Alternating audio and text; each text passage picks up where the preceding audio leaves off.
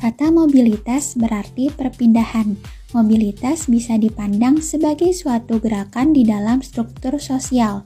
Jadi, jika diartikan lebih lanjut, mobilitas sosial adalah perpindahan status sosial yang dimiliki individu atau kelompok masyarakat ke status sosial lainnya.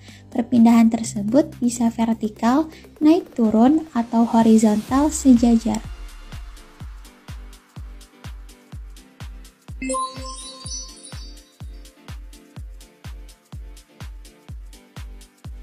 Bentuk mobilitas sosial yang pertama yakni mobilitas vertikal.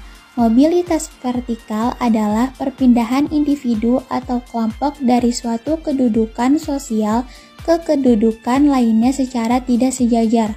Mobilitas bentuk ini dapat dibedakan menjadi dua, yaitu mobilitas vertikal naik dan mobilitas vertikal turun. Mobilitas vertikal naik ditandai dengan masuknya individu atau kelompok yang memiliki kedudukan sosial rendah ke kedudukan yang lebih tinggi. Sedangkan mobilitas sosial vertikal turun berarti masuknya individu atau kelompok dari suatu kedudukan sosial tinggi ke kedudukan yang lebih rendah.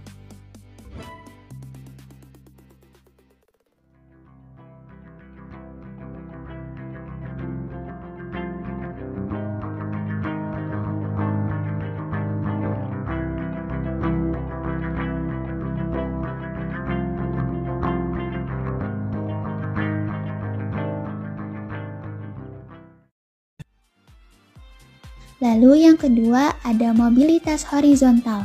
Mobilitas horizontal adalah perpindahan suatu individu atau kelompok ke kelompok sosial lainnya yang sejajar atau sederajat.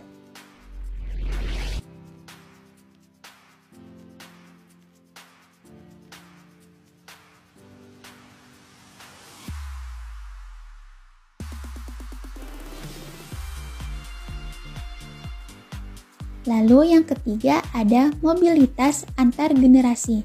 Mobilitas antar generasi adalah perubahan status atau kedudukan sosial antara satu individu atau kelompok dengan generasi yang berbeda. Dalam mobilitas bentuk ini dapat terjadi gerakan naik maupun turun.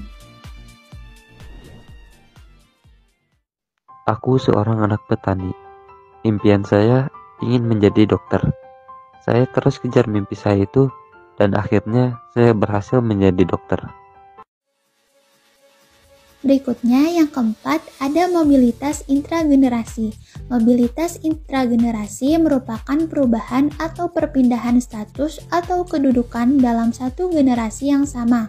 Bentuk mobilitas ini juga bisa bergerak naik atau turun. Mobilitas geografis berarti perpindahan individu atau kelompok dari suatu daerah ke daerah yang lainnya. Hal ini dapat terjadi ketika adanya transmigrasi, urbanisasi, dan migrasi. Mobilitas bentuk ini juga dapat membuat seseorang mengalami perubahan status atau kedudukan sosial bergerak naik maupun turun.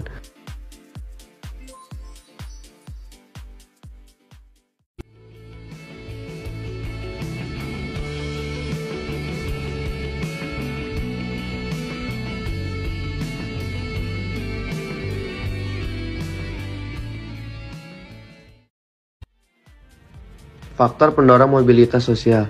Yang pertama, situasi politik, dan yang kedua, ekspansi teritorial dan perpindahan penduduk, dan yang ketiga, tingkat kelahiran atau natalitas, yang keempat, kualitas individu.